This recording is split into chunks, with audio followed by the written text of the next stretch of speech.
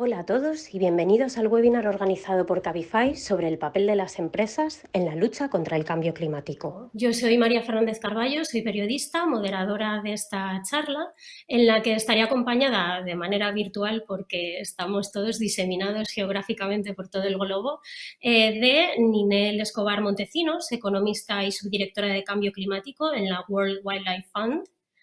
Ninel, desde Ciudad de México. Ahí tenemos a Ninel, ¿qué tal? También José Luis Blasco, director de Sostenibilidad de Acciona, desde Madrid, hasta le tengo un poquito más cerquita yo. Desde Madrid también tenemos a David Pérez Piñeiro, vicepresidente Human Resources, Sustainability and Public Affairs en Cabify. Volvemos otra vez a Ciudad de México para dar un saludo a Carlos Manuel Cuevas Torres, gerente de Riesgos Ambientales y Sociales en Banco Sabadell, México. Y acabamos por Bogotá con Otto Fernández Valencia, responsable de la Unidad de Negocio de Industria Green Deal e Ingeniería Sostenible de Entity Data para Latinoamérica. Y bueno, con ellos lo que queremos es arrojar un poco de luz sobre toda la urgencia climática y también esas empresas como factor fundamental ante la crisis medioambiental. También recordaros que estamos emitiendo en directo desde la plataforma de Zoom y, por lo tanto, ahí podréis dejarnos todas las cuestiones, dudas, preguntas que tengáis en la caja de preguntas y respuestas, en el módulo de preguntas y respuestas. Y trataremos de contestar pues a las que nos dé tiempo después de esta horita de webinar. Y bueno, por poneros un poco en contexto y empezar un poco con este webinar, pues comentar que hace 3 años el panel de expertos de la ONU empezó a comentar que eran necesarias unas medidas excepcionales para tratar de limitar a 1,5 grados centígrados el calentamiento global. Y al año ya dieron una cifra que era más bien un objetivo de tratar de reducir a la mitad las emisiones de dióxido de carbono de cara a 2030. También otro dato, el pasado 9 de agosto el Grupo Intergubernamental de Expertos sobre el Cambio Climático de Naciones Unidas publicó su esperadísimo informe, un informe que hacen todos los años, en el que se expresa qué implica ese calentamiento global a la Tierra, ¿no? Y la verdad es que el titular es bastante desesperanzador y leo literalmente: el cambio climático es generalizado, rápido y se está intensificando. Y como hemos podido comprobar en la cumbre del clima, la pasada COP26 de Glasgow, no exenta de polémica, las consecuencias de la crisis climática son las tenemos cada vez más presentes. Y aún así las medidas que se están tomando parecen no llegar a tiempo o no ser del todo eficaces. Y después de toda esta introducción, la primera pregunta sería: ¿llegamos tarde para abordar la crisis climática? Y se la lanzo a David Pérez Piñeiro, de Cabify. Pues nada, muchas gracias. Voy a romper el hielo y voy a intentar ser conciso, que los que llevamos pocos años en esto de sostenibilidad tendemos a divagar y, aunque no conozco bien la audiencia a la que nos dirigimos en todos los países, voy a intentar no repetir de algunos de los mensajes que normalmente damos. Pero bueno, a mí voy a intentar posicionarme, ya lo digo claramente, como de los que estamos aquí, en los más positivos de todos, principalmente porque me ayuda en mi vida personal y porque entiendo que esto ayuda a empujar. No quiero decir que no estemos ante probablemente uno de los retos importantes y que el tiempo, como has dicho, no corra a nuestro favor, ¿no? Pero que probablemente estamos en un momento con un potencial y con cierto terreno ya ganado que me hace pensar que no está todo perdido, ¿no? Y porque creo que además que una posición derrotista con respecto a si llegamos tarde o no puede llevarnos a asumir que directamente, como decimos en España, o tiremos la toalla o nos relajemos un poco respecto a este tema, ¿no? Entonces, yo muy rápido tenía 5 temas que me parecen importantes a señalar en positivo de alguna forma, ¿no? Has comentado sobre las conferencias climáticas. Yo no sé si alguno recuerda aquí la COP12 o la número 7 o la COP16. Seguro que la 24, la 25 y la 26 sí. Se están posicionando como grandes eventos anuales, tienen mucha repercusión mediática y eso significa que el interés es mayor.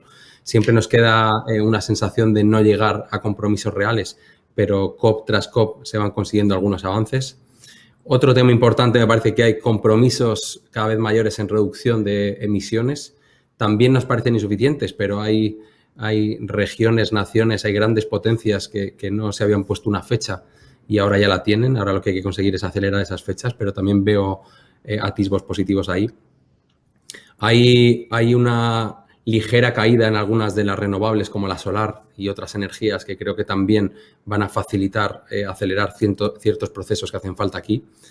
La pandemia me parece otro punto interesante. Hay pocas cosas que sacar en positivo de la pandemia, pero probablemente lo ha cambiado todo. En estas recuperaciones que estamos viendo en muchas de las sociedades en las que vivimos, parece que se están asignando ahora y a futuro billones de dólares a inversiones verdes, ¿no? Y esto también debería potenciar, ayudar a acelerar el proceso de cambio climático. Y luego también veo una evolución importante en la parte de los negocios, ¿no? Diría que son negocios cada vez más verdes, o al menos hay una mayor sensibilidad con respecto a estas dos cosas, ¿no? Y esto lo resumiría en dos elementos importantes. Una, es muy importante la capacidad de innovación que tenemos, ¿no? Y que esa innovación esté al servicio de esta lucha contra el cambio climático. Creo que el desarrollo tecnológico, yo podría poner ejemplos en la industria de la movilidad, hemos visto cómo ha acelerado mucho en los últimos años y queda mucho por acelerar. Vehículo eléctrico, opciones de multimovilidad pegadas a la electricidad, gestión inteligente a través de la tecnología para el transporte, etcétera, ¿no? Creo que esto es un elemento importante a destacar. Y el otro tiene que ver con la propia concienciación, ¿no? Creo que estamos haciendo un cambio radical de cómo consumimos ahora mismo en este sistema. No es un cambio sencillo, pero también cada vez somos más conscientes del impacto que tenemos en el tipo de vida que llevamos, ¿no? Y eso significa que tenemos que tomar decisiones importantes. Yo vivo en Madrid y hoy, para poneros un ejemplo, como José Luis, pues hoy Madrid directamente nos está diciendo que estamos en alerta alta de concentración de contaminación, ¿no? Eso significa que el dióxido de carbono pues de nuevo está por las nubes, y esto ocurre aquí, ocurre en Bogotá, ocurre en Ciudad de México, o sea, ocurre en distintas ciudades grandes en las que vivimos muchos, donde sabemos que además hay una relación directa de fallecimientos y de muertes por efectos de la propia contaminación, ¿no? Entonces, bueno, convencido de que hay mejoras y convencido también de que, aunque no contamos con mucho tiempo, no está todo perdido todavía. ¿Y alguien quiere aportar algo más a esta pregunta? Pasamos a la siguiente. Tenemos mucho por delante, así que voy a lanzar la siguiente. ¿Cómo ha cambiado la percepción de las empresas hacia el cambio climático en los últimos años? Y, por ejemplo, José Luis. Muy bien, oye, muchas gracias primero por invitarme. Es un placer estar aquí con vosotros. Yo creo que ha cambiado la vida de las empresas, ha cambiado la percepción de las empresas, pero está cambiando la de todos nosotros, ¿verdad? Yo me parece que después de lo que estamos viendo, después de lo que nos ha estado contando David y lo que nos ha estado contando tú, creo que nos dividimos en dos grupos, ¿no? Los que creemos, yo también soy de los optimistas, que seremos neutrales en carbono en el año 2050 y que pararemos esto, y los que no. Y esto es una cuestión muy importante porque es una actitud vital, ¿no? Y les va a pasar también a las empresas, según os voy a comentar un poco el recorrido que vemos más o menos parejo en la mayor parte de las compañías. Tenemos que primero decidir si estamos en una parte o estamos en la otra. Y esto es muy interesante, ¿no? Porque nos sitúa ante el problema, una actitud vital donde vamos a tener en cuenta, bueno, pues si somos capaces o creemos que seremos capaces de reducir a la mitad las emisiones de gases de efecto invernadero en el año 2030 y completamente en el año 2050. Bien, si estamos en el grupo 1, vamos en el grupo de donde estamos David y yo, y seguramente la mayor parte de los que atienden este tipo de eventos, pensamos que sí, que seremos neutrales en carbono en el año 2050 y, por tanto, tenemos que empezar a hacer cosas. Y la mayor parte de las empresas hacen tres paradas, ¿no? Una primera parada de la responsabilidad, medir. Hay que saber cómo el cambio climático forma parte de tu cadena de valor, dónde se producen las emisiones de gases de efecto invernadero, dónde se encuentran realmente los retos, ¿no? Los retos se pueden producir en las materias primas que uno consume, en los procesos que uno tiene, en los productos que pone uno en el mercado, dónde se encuentra, y eso es importantísimo, ¿no? Saber, no tocar de oído, tenemos que saber medir dónde se encuentran las fuentes de impacto real de nuestros negocios, ¿no? Nosotros, por ejemplo, pues después de medir nos dimos cuenta de que era posible compensar y en el año 2016 nos convertimos en una de las primeras compañías que era neutra en carbono, compensando nuestras emisiones. Pero de esa medida nos dimos cuenta de que el tema era más grave de lo que pensábamos, que iba a afectar, a transformar nuestras vidas, la manera en la cual producimos, consumimos, se va a transformar en muy pocos tiempo, ¿no? Y esto nos llevó a pensar en que teníamos que orientar nuestra compañía en otra dirección. Y ese es el segundo reto que la mayor parte de las compañías están teniendo en cuenta, ¿no? Después de medir cómo se pueden adaptar a esta nueva circunstancia. Y esta nueva circunstancia uno se adapta de dos formas. Una, por una parte, reduciendo las emisiones de gases de efecto invernadero porque ha medido dónde se estaban produciendo, y por otra parte, porque el cambio de temperaturas, lo que va a suponer la mayor frecuencia de eventos climáticos fuertes. Pensemos que la latitud, digamos, Londres va a tener aproximadamente el clima en el año 2050, el clima de Barcelona, ¿no? Algunos de los londinenses estarán muy felices porque en Barcelona se vive fenomenal, pero es que los barceloneses tendrán el clima de Marrakech. Y así tendríamos que ver cómo la geografía se va a transformar en función de cómo los parámetros climáticos se van a cambiar. Pero existe una gran oportunidad en este cambio también. Y las empresas, muchas de ellas lo están viendo, porque es una manera muy disruptiva, dentro de lo dramático que supone, de cambiar muchos de los procesos que nos han llevado a una situación en la cual no éramos capaces de abrazar la complejidad. La mayor parte de las compañías, y yo creo que de las organizaciones en el mundo durante el siglo XX, hemos simplificado todo para poder trabajar en unas variables, en unos parámetros que nos permitieran entender lo que está pasando.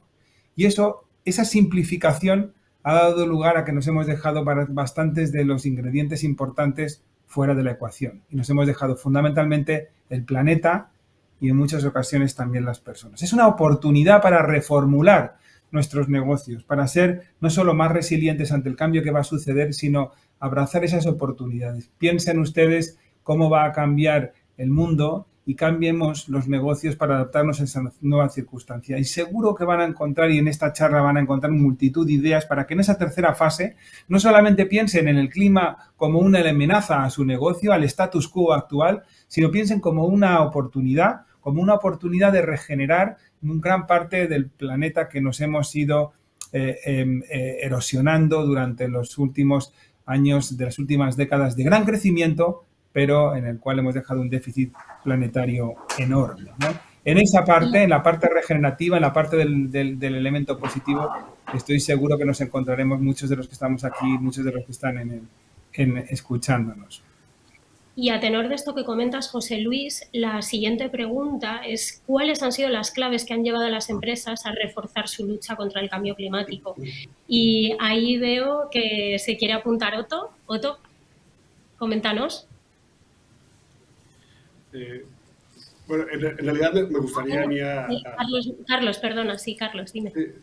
Me gustaría aportar a mí esa parte desde el lado financiero, ¿no? He tenido la oportunidad por mi experiencia laboral estar en los dos lados, desde el lado del desarrollador y desde el lado del inversionista, en el que ahora me encuentro trabajando en Banco Sabadell. Y creo que he obtenido información de voz a voz de los clientes, es información que realmente me están pasando un cliente que lo está viviendo y que realmente podríamos entender si tiene interés o no en invertir en tecnología que pudiera servir como financiamientos verdes, ¿no? Si las empresas realmente están cambiando hacia una perspectiva de desarrollo sostenible.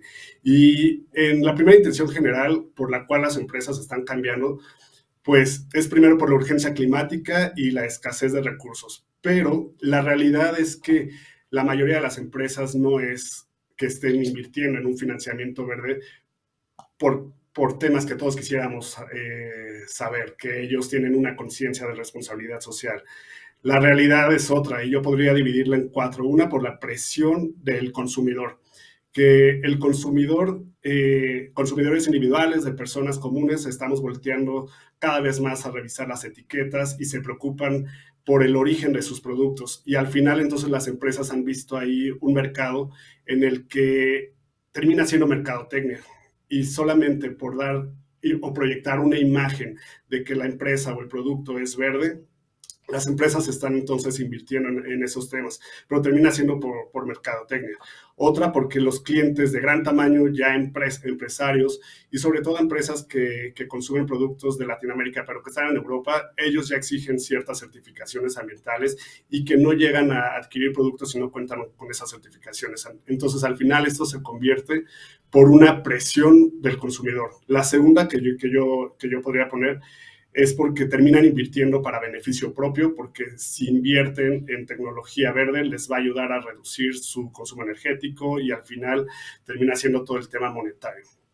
La tercera que he encontrado yo y que lo he visto personalmente es porque las empresas al momento de estar cumpliendo con cierta regulación ambiental y social tienen un mejor acceso a fondos otorgados por instituciones financieras de desarrollo, y que estas instituciones financieras de desarrollo operan en regiones del mundo para promover el desarrollo sostenible, pero que a su vez, para que las empresas puedan acceder a estos créditos, necesitan cumplir con cierta regulación o requisitos ambientales y sociales que te pide, por ejemplo, ejemplos de estas instituciones financieras como el IFC, la Corporación Financiera Internacional, el Banco Interamericano de Desarrollo, el Banco Alemán DEC, que al último, cuando ellos otorgan estos financiamientos, las empresas deben de cumplir con protocolos, con políticas, procedimientos y demás para que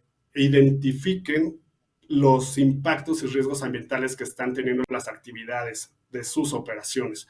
Entonces, se prepara, algo que nosotros hacemos en el Banco Sabadell, es al final tener un sistema de administración de riesgos ambientales y sociales, un SARAS, que se les exige a estos clientes que deben de identificar estos impactos y que podamos entonces, una vez identificados, mitigarlos. Se hace un plan de acción y al final pues terminan accediendo a poder mejorar sus rendimientos o terminan mitigando esos impactos que tienen sus actividades. La cuarta que podría identificar, pero que creo que es la minoría, es porque se están adelantando a un entorno regulatorio y una futura legislación. Sin embargo, la realidad es que pocos están cambiando ese tema por una iniciativa propia. Si no hay un empuje por regulación por parte del gobierno, las empresas no lo están haciendo.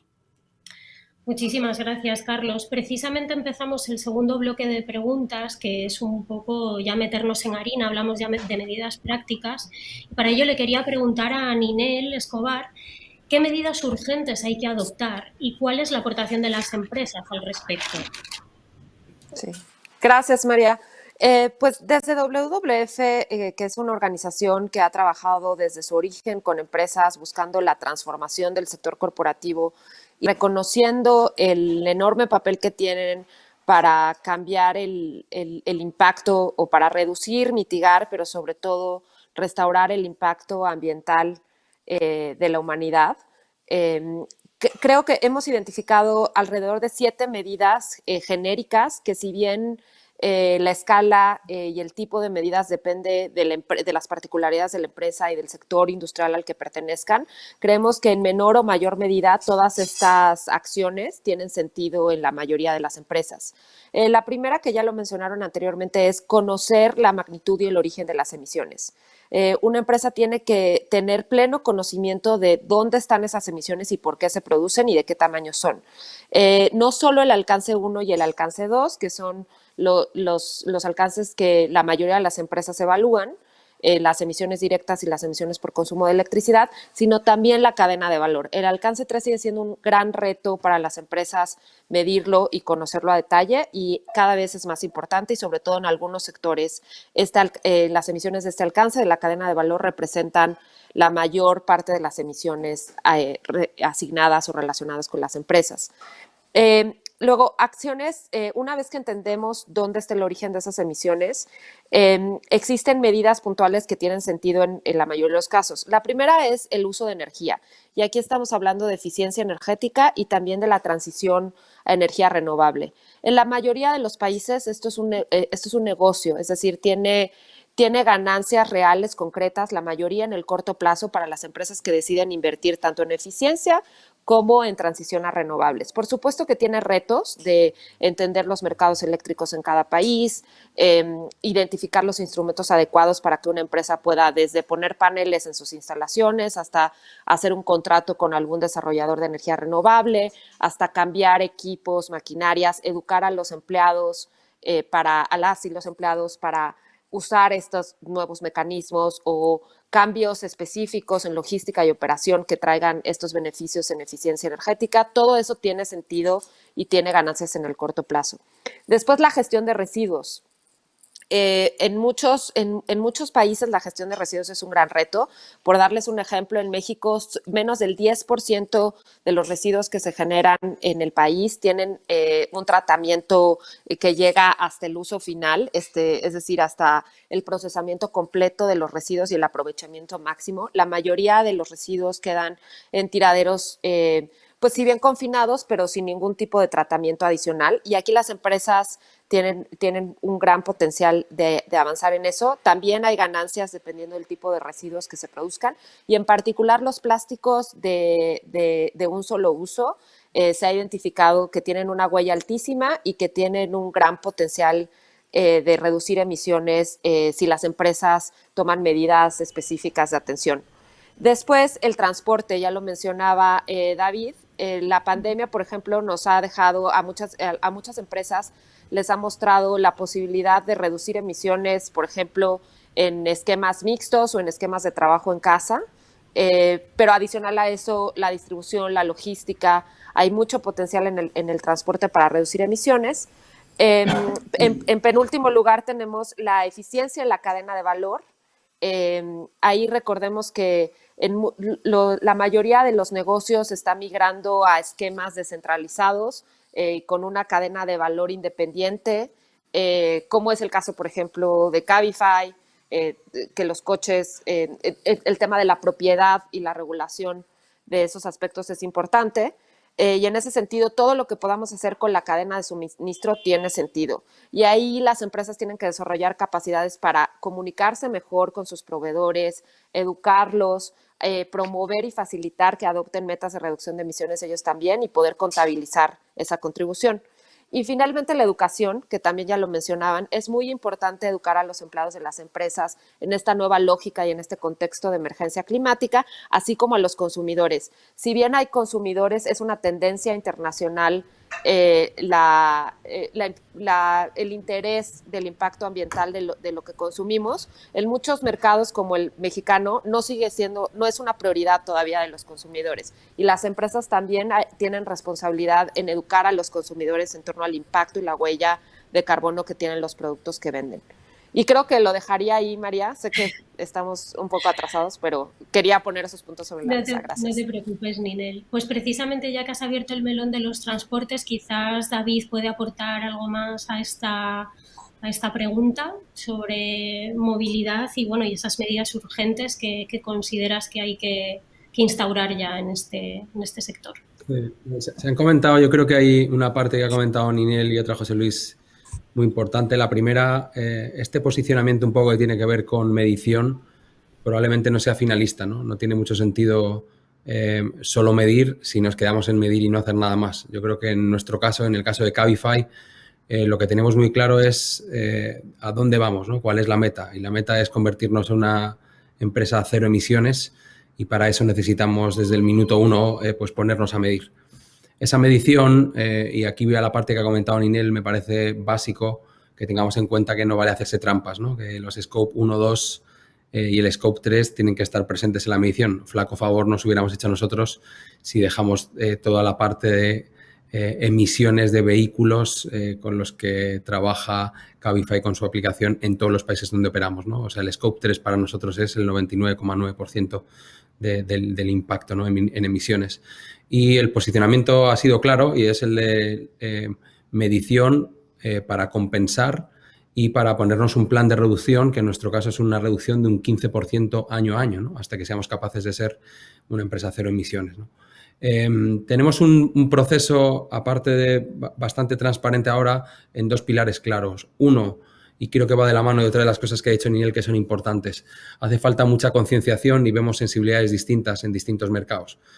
Tampoco es cierto que todos los clientes de Cabify que nos eligen como plataforma para moverse con nosotros lo hagan porque compensamos nuestras emisiones. No es verdad, ¿no? Entendemos que es un valor que va en incremento, pero es un valor más, aparte del resto de cosas que entiendo, precio, seguridad, otro tipo de palancas que para nosotros son claves, ¿no? Pero en esa sensibilidad, apalancarnos en proyectos de compensación que son locales, entendemos que es un mensaje cercano, ¿no? O sea, para una persona de Colombia, de México, de Argentina o de España, que el proyecto de compensación sea un proyecto local que conoce y sepa el papel que juega esa empresa, pues es también algo a agradecer.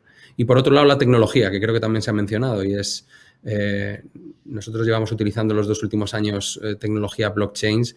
Entendemos que esto, tanto por trazabilidad como por transparencia de los datos, funciona muy bien y hay que poner en el centro de las decisiones cómo la capacidad tecnológica está ayudando mucho en estos cambios, ¿no? Y como hemos visto que distintos desarrollos tecnológicos, en nuestro caso, pues nos hacen ser mucho más eficientes operativamente y mucho más eficientes a la hora de pues movernos por las ciudades, ¿no? Yo creo que el modelo de tener un coche vacío moviéndose por la ciudad esperando a que llegue a encontrar un cliente por la calle es un modelo cuanto menos a revisar, ¿no? Porque no deja de ser un coche moviéndose y contaminando hasta que encuentra un cliente, ¿no? Y aquí la tecnología juega un papel fundamental para evitar kilómetros en vacío y otras cuestiones que son importantes, ¿no? Precisamente, Otto, que trabaja en Entity Data, Otto, quizás tú nos puedes comentar más sobre esta tecnología y el blockchain. ¿Qué nos puedes contar al respecto? Bueno, así como han dicho David, José Luis, Carlos y Ninel, con todos sus comentarios y apreciaciones con los diferentes temas o puntos que hemos ido tocando, la tecnología también pues, juega un papel predominante sobre todo en los temas de medición de metas y de trazabilidad de esas mediciones. Y aquí quiero traer a colación un ejemplo bastante interesante en el que hemos implementado un caso o una solución de negocio y de trazabilidad con certificación en sus cadenas de suministro, sus cadenas de procesos para la industria del salmón en Chile y que tenía, digamos, como una dificultad o un cuello de botella muy fuerte en el momento en que tenía que empezar a exportar a Europa con todas esas barreras que estaban mencionando anteriormente o con todas esas condiciones que se le están imponiendo actualmente para que esas cadenas de producción sean sostenibles o cumplan ciertos requerimientos que vayan acorde a las políticas y a las regulaciones que se están implementando para ser cada vez más sostenibles. Y ahí, pues, con tecnología blockchain hemos podido llevar toda esa trazabilidad y cada uno de esos fases de los procesos irlos también llevando a un proceso de certificación para que puedan cumplir con todos esos requerimientos y la tecnología, pues como al inicio lo dije, va a ser un aliado para esa trazabilidad y esas mediciones correctas de las compensaciones. Y Otto, más allá de la tecnología blockchain, ¿cómo pueden hacer las empresas para liderar la lucha contra el cambio climático? Bueno, un tema fundamental desde mi punto de vista a nivel corporativo es que los líderes o los directivos se lo empiecen a apropiar como suyo, ¿sí? Hay un dicho muy coloquial aquí en Colombia que es que la cabeza encabece, ¿sí? Y si desde la más alta dirección se empiezan a bajar los lineamientos de una política y de incorporar pues el cambio climático y la sostenibilidad dentro de las estrategias corporativas y del buen gobierno corporativo para llevarlo hacia abajo, hacia una cultura organizacional, primero en la parte interna para alinear a toda la compañía en esa nueva política o en esa nueva estrategia de directriz desde la cabeza, y después llevarlo hacia afuera muy alineado con esas líneas estratégicas y políticas de gobierno, llevándolo con temas de, primero, de fijarse unos objetivos, fijarse unas metas, un monitoreo y una medición correcta, cuáles son las estrategias a desarrollar, a qué año, y como lo mencionaba David, ahora claramente Cabify tiene su meta ya y su política definida, entonces esa alineación desde la alta dirección es lo que permite ir llevando a las compañías a liderar los temas, ¿sí? o a liderar, digamos, la estrategia y la lucha contra el cambio climático. Otro tema ya muy importante después del buen gobierno corporativo es ya llevar o basarse en los 4 pasos fundamentales de la Task Force, que están en gobierno corporativo, estrategia, uno que no hemos mencionado mucho y que para el contexto colombiano es importantísimo, es la gestión del riesgo y cómo evaluar y cómo empezar a incorporar los elementos que permitan esa mitigación de los riesgos o que pongan en riesgo los procesos operativos o el funcionamiento de las compañías, y unas buenas métricas y objetivos. Y por otro lado, creería que algo más a mediano y largo plazo debe ser un tema muy importante, pasar o hacer una transición de un modelo tradicional de negocio a un modelo sostenible de negocio, ¿sí? En el que ya solamente no se hable de temas de cómo mitigar o cómo compensar el cambio climático, sino de ver cómo incorporar componentes o esquemas de economía circular, cómo incorporar a la biodiversidad o a la naturaleza como un aliado de sus operaciones, cómo ir haciendo un programa escalado de esa transición energética que les permita cada vez ser más limpios y cada vez producir con menos emisiones, y cómo armar un programa de reducción de emisiones y de contaminantes dentro de una política sostenible global de la operación de una compañía. Precisamente en este punto, José Luis Blasco, desde Acciona, nos puedes comentar un poquito más tu punto de vista sobre cómo la empresa puede ayudar de manera eficiente y verdadera y real a la lucha contra el cambio climático.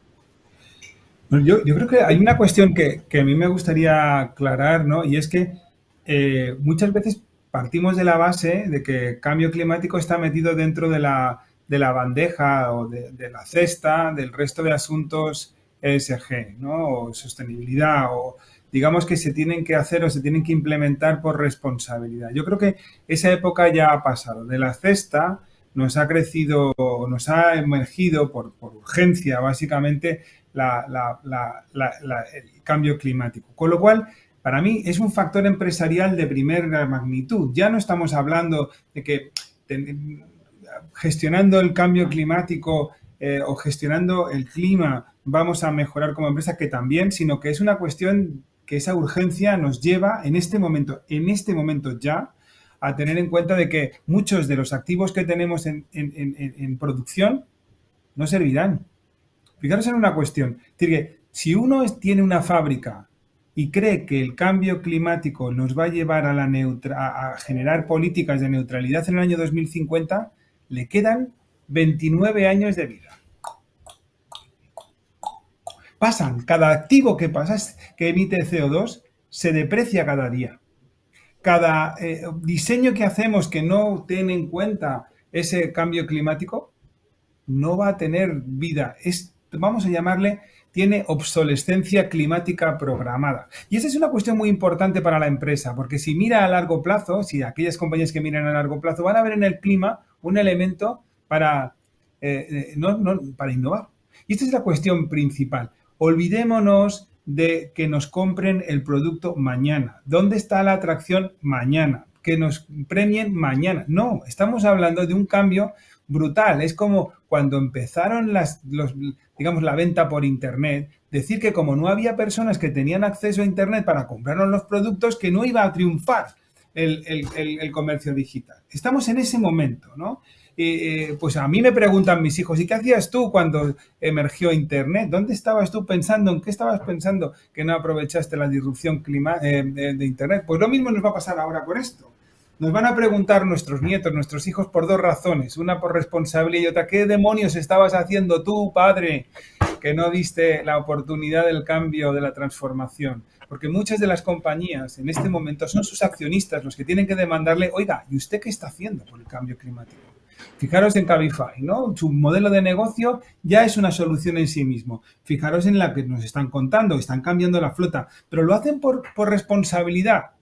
Seguramente sí, pero también lo hacen porque están viendo que ese automóvil, ese modo de transporte, esa movilidad urbana está transformándose de forma rápida. Y esa es para mí la parte principal. Estamos en una transformación. No estamos en una cuestión que debemos hacer solamente por buenos ciudadanos. Y esto es una cuestión que tarde o temprano emergerá. Y a mí me gustaría poner de manifiesto este factor de mercado, este factor disruptivo, más allá de la responsabilidad y la urgencia que es evidente. Y en esta urgencia y también ese cortoplacismo del que hablabas, José Luis, ahora quiero hacer una pregunta extensible a los 5 que estáis aquí. ¿Apostáis por medidas de compensación? ¿Quién quiere empezar? Bueno, adelante. Ninel, venga, se adelanta Ninel. Perdón, Carlos. Bueno, ya lo mencionaron algunos de mis colegas en este panel. A lo mejor voy a poner un elemento controvertido, pero creo que es muy importante para la audiencia que entienda esta visión. Desde la iniciativa de Objetivos Basados en Ciencia, o Science Based Targets, por su nombre en inglés, que es un estándar voluntario internacional al cual más de 2,000 empresas se han unido hasta el momento, para comprometerse con metas de reducción de emisiones alineadas a la ciencia, es decir, a este objetivo que mencionabas, María, de los 1.5 grados. En el marco de este estándar, las compensaciones no se contemplan, no son consideradas como estrategias de reducción de emisiones para el cumplimiento de estas metas. Sobre todo, en particularmente en los objetivos que llamamos de corto o mediano plazo, que apuntan a un horizonte de 10 a 15 años a partir de la fecha de compromiso de una empresa. Sin embargo, es solamente en los objetivos de largo plazo o de neutralidad de emisiones neta cero, o como en inglés le llaman net zero, al cual en la última COP muchas empresas se adhirieron, u otras organizaciones, no solo empresas. Solo en este marco solo en este horizonte de largo plazo de net zero es donde la iniciativa permite compensaciones, pero están exclusivamente acotadas a las emisiones residuales. Conceptualmente, las emisiones residuales se entiende como aquello que la empresa, después de haber hecho absolutamente todo lo económico, tecnológico y viable, en términos de viabilidad técnica posibles, quedan emisiones residuales. No son las primeras emisiones que se reducen a partir de esquemas de compensación.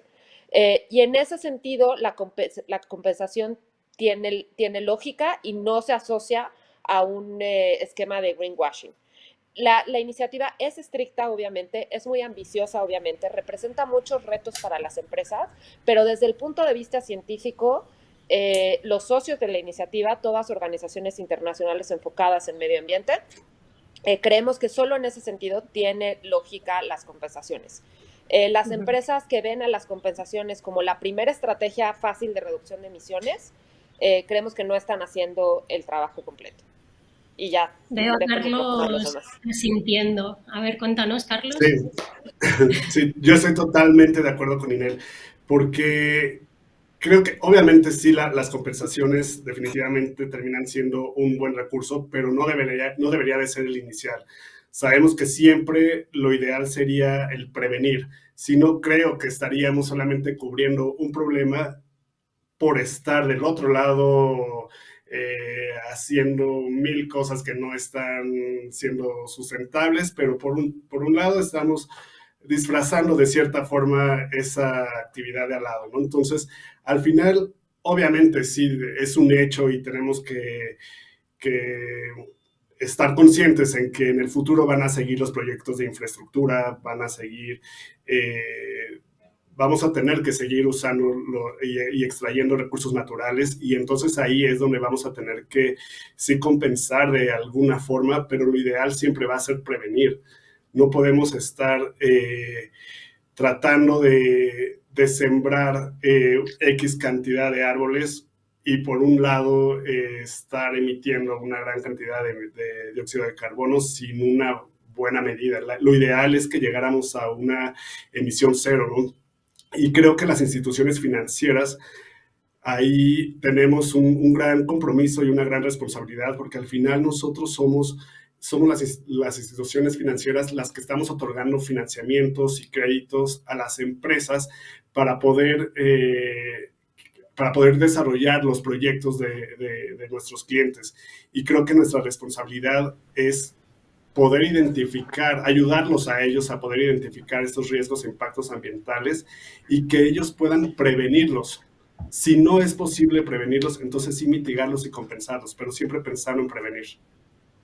Y José Luis me pedía la palabra. Sí, yo quería mostrar una cierta frustración, y es que con las empresas que tenemos objetivos, y yo creo que Cabify también los tiene, ¿no? Supongo que NTT también, y que el Banco Sabadell los tiene también, ¿no? Y que el BBF también los tiene, que tienen objetivos de reducción de emisiones basados en la ciencia. Nosotros lo tenemos que reducir un 60% nuestras emisiones en el año 2030 basados en la ciencia. Tenemos una cierta frustración, ¿verdad? Porque compensamos por esa frustración, realmente, porque queremos adelantar los procesos, independientemente de compromiso.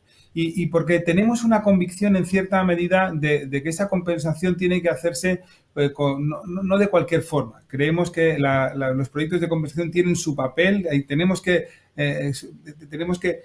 subtraer CO2 de la atmósfera conservando nuestros bosques, y creemos que es una parte de nuestro compromiso, no es la solución.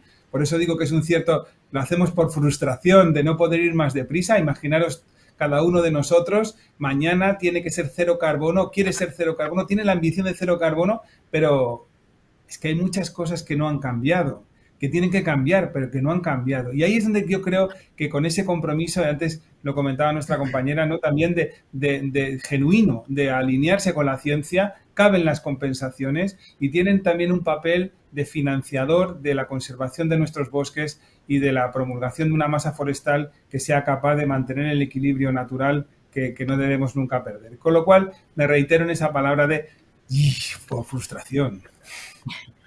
Pues seguimos con Otto. Otto, ¿apostáis por medidas de compensación desde Entity Data? Y primero, de acuerdo con todos los comentarios y aportes que han hecho pues, mis compañeros anteriormente, no, al final la mitigación de los impactos en los procesos o en los modelos de negocio como estrategia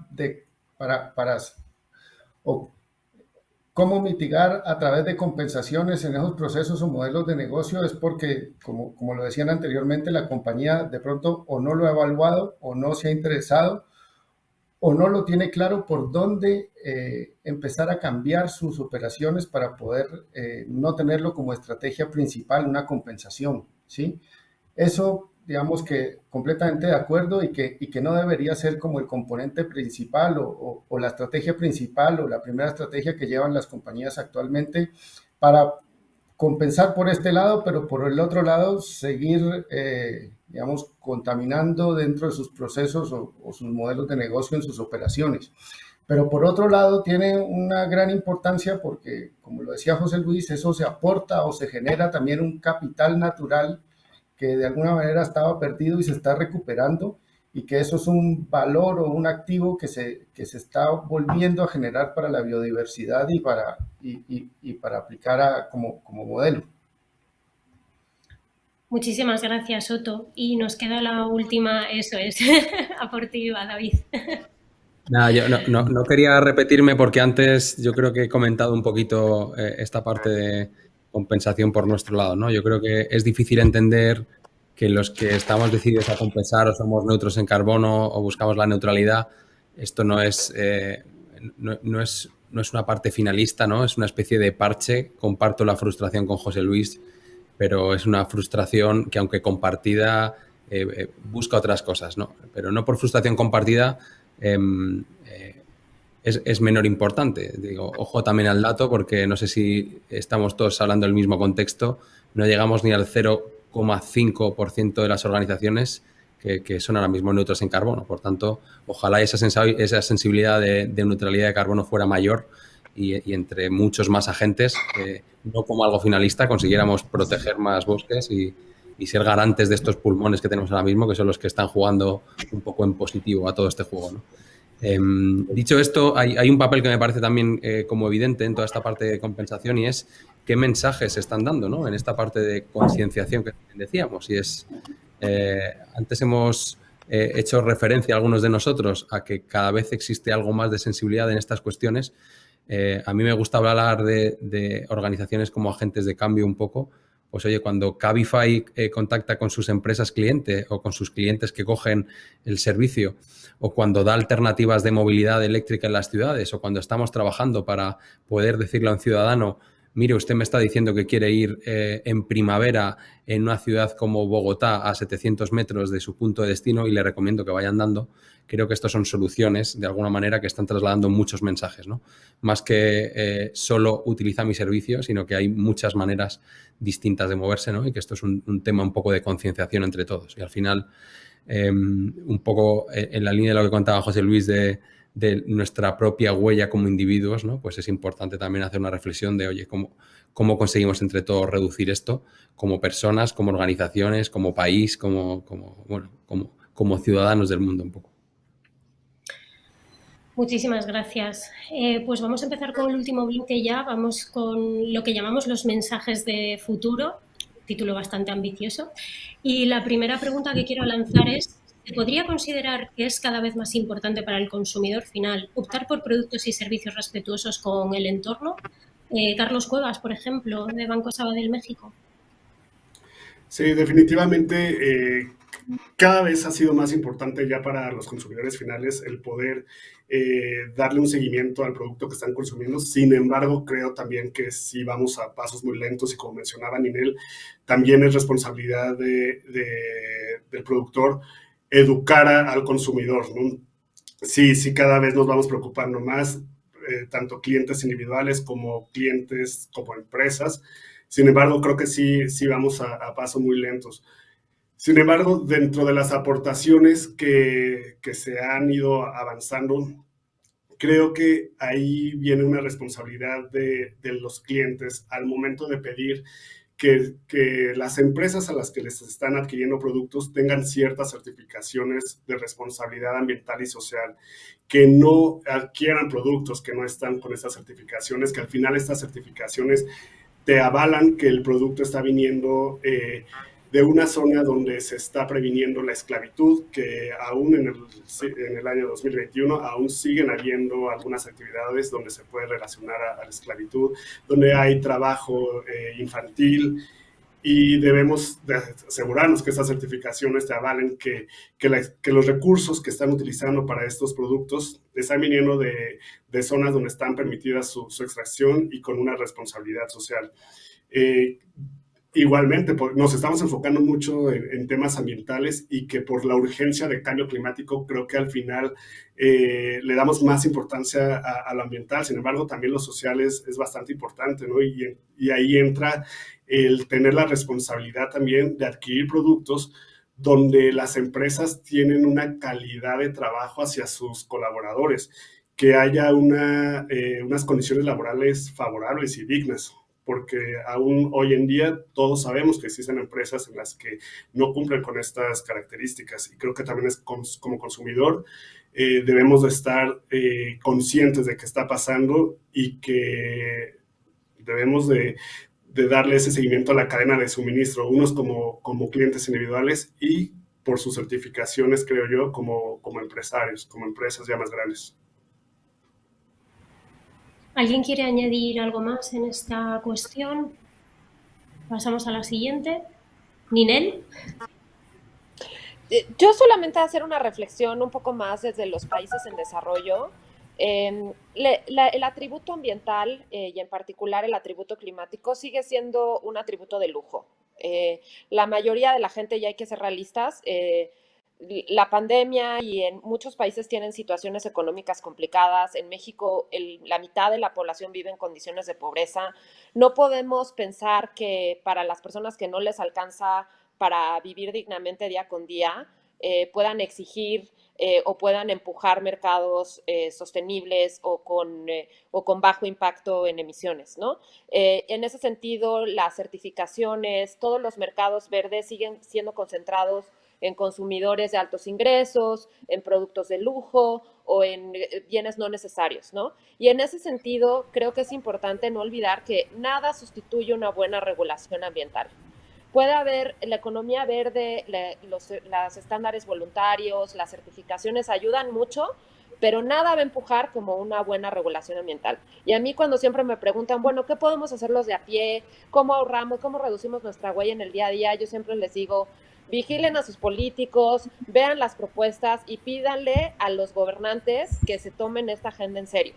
Porque ese es el mayor empuje que vamos a tener. Si no tenemos buena regulación ambiental, no vamos a estar como consumidores leyendo 15 etiquetas, gastándonos la mitad del sueldo en productos ambientalmente responsables. Lo que tenemos que exigir como consumidores, pero sobre todo como ciudadanos, es una mejor regulación ambiental. Y como lo dijo Carlos, solo las empresas a la primera señal que reaccionan es a la regulación, sí a los intereses de los consumidores y los inversionistas, pero si la regulación ambiental no mejora, no vamos a solucionar el problema del cambio climático en la ventana de 10 años que tenemos. Entonces creo que solo quería hacer un llamado a esta conciencia de empujemos por favor la regulación desde las empresas que son proactivas y que tienen visión de largo plazo, pero también desde los consumidores y desde los ciudadanos, sobre todo en mercados no como Europa, sino en mercados en países en desarrollo donde esto sigue siendo un gran problema. Gracias, María. Y de hecho, esto que comentas, Ninel, ¿no? De no solamente dejar la responsabilidad en manos del consumidor o ciudadano, también puede ser parte de la respuesta de la siguiente pregunta, que es ¿cuáles son los próximos pasos para las empresas en la lucha con la crisis climática? Y aquí, pues, no sé si quiere David, José Luis, Soto, ¿a quién le gustaría responder? David. Te ha tocado. Sí, ¿Me puedes repetir? ¿Me das un favor para repetirme la pregunta? Disculpa. Por supuesto. ¿Cuáles son los próximos pasos, o sea, ya viendo un poco a futuro, para las empresas en contra de la crisis, en la lucha contra la crisis climática? Vale. Yo creo que hay dos mensajes que me parecen como claves, ¿no? Hay uno que es una especie de call to action, ¿no? Es importante entender que pasamos de la necesidad probablemente a la oportunidad, ¿no? Que todos tenemos, probablemente como personas, pero también como organizaciones, al alcance de la mano tomar decisiones que de alguna manera reduzcan nuestro impacto como compañía.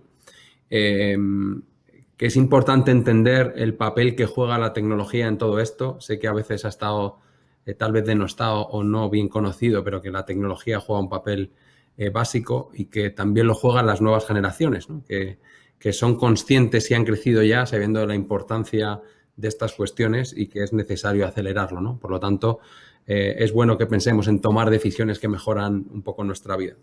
Y el otro mensaje vendría un poco de la mano de, oye, no esperemos a que nos solucionen el problema, ¿no? Entendamos que hay una especie de corresponsabilidad de todos a la hora de tratar estas cuestiones, ¿no? Y que no esperemos que los estados, las administraciones, las organizaciones más grandes, los bancos, etcétera, solucionen el problema.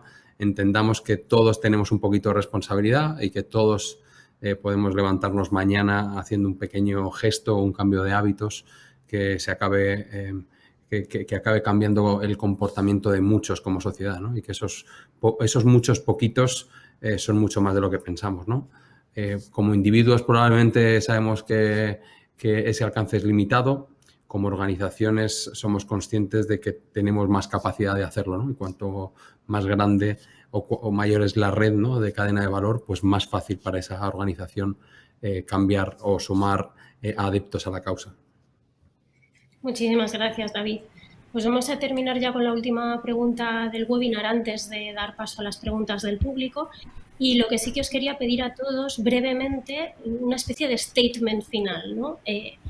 ¿Podríamos lanzar un mensaje de futuro y de responsabilidad? Otto, si quieres empezar tú.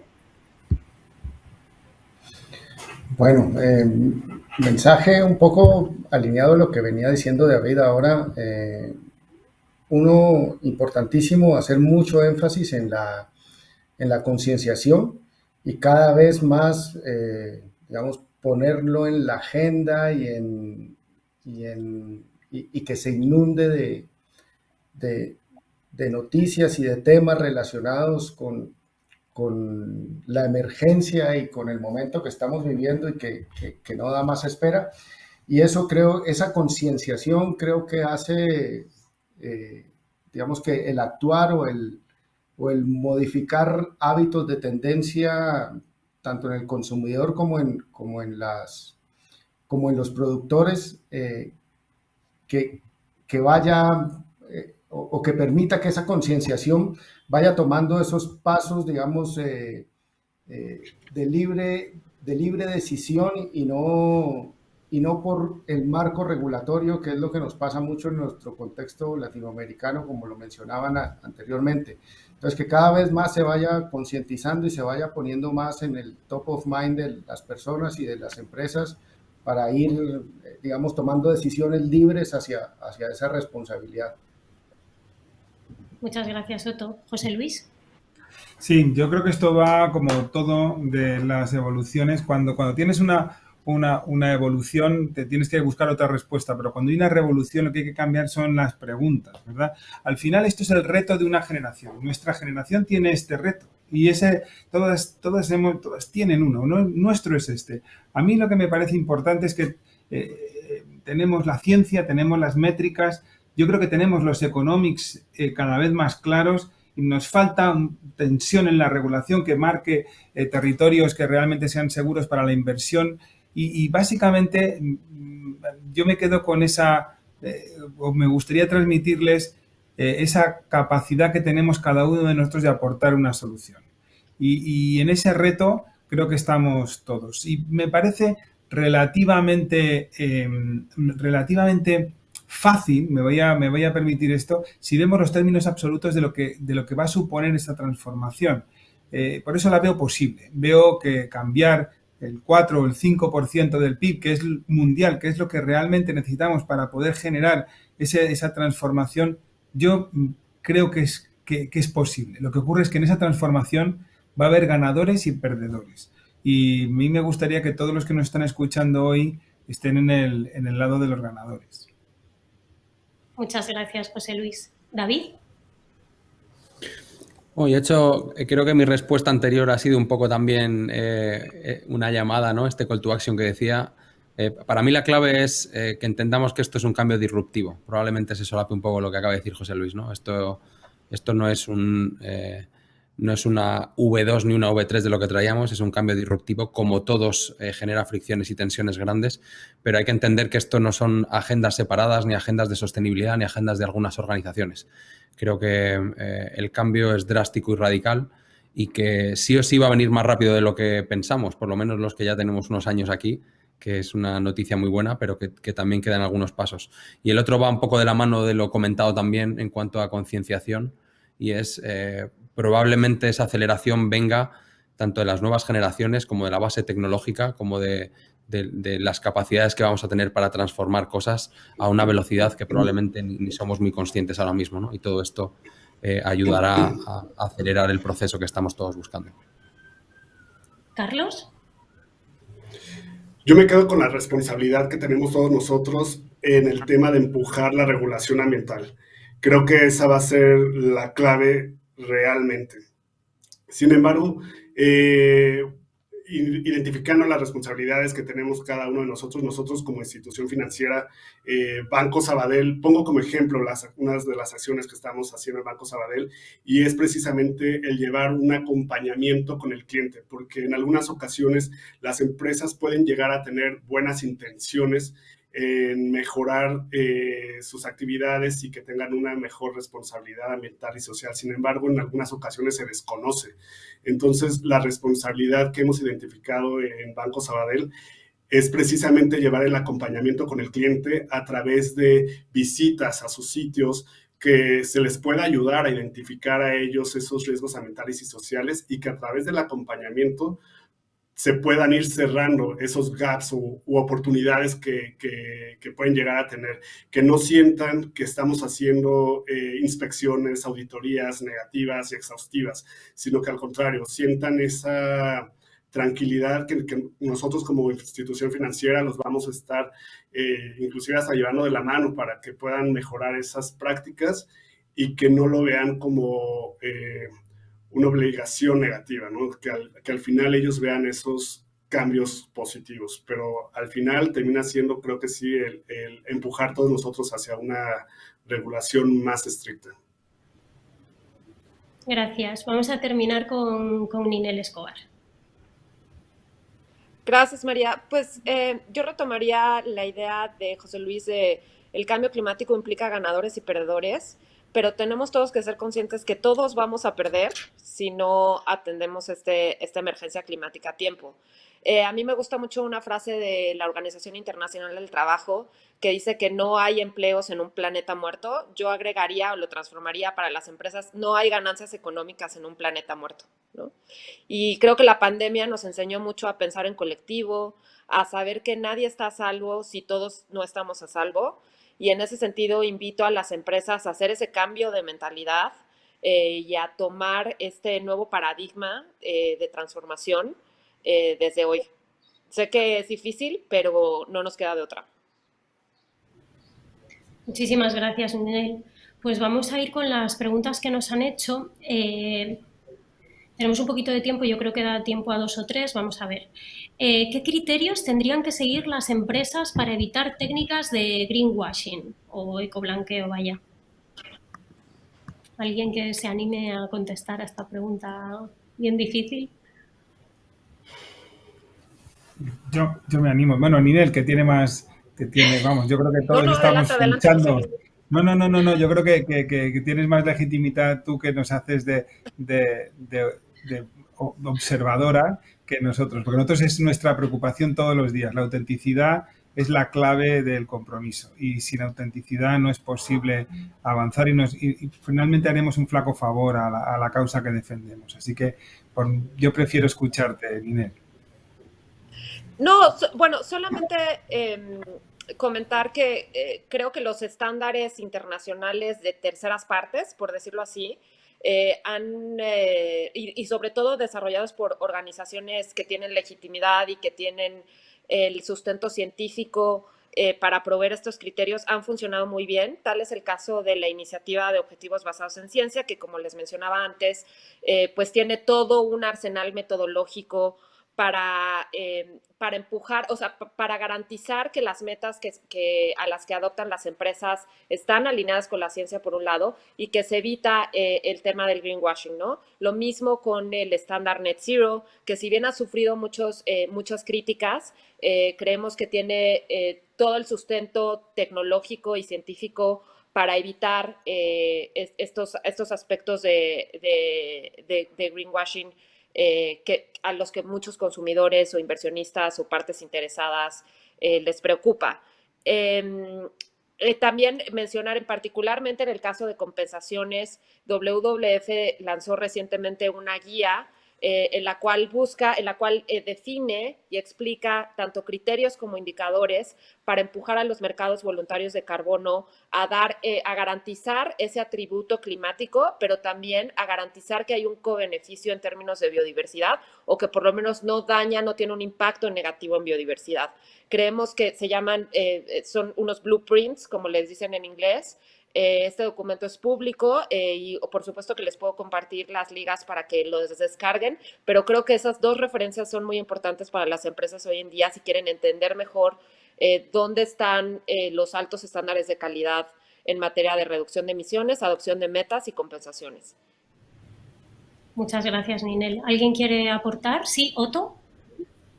Sí, sin duda también ahí la tecnología y poder certificar, digamos, emisiones compensadas, reducidas, aplicar pues tecnología blockchain o de IoT, de Internet de las Cosas, que permitan de alguna manera la eliminación de ese greenwashing y haciendo eficientes los procesos de monitoreo, de reportes, de verificación de los proyectos de reducción de emisiones y que contribuyan a generar confiabilidad en lo que se presenta y en las métricas y en los reportes. La tecnología sin duda es un factor fundamental que va a permitir pues, evitar el greenwashing.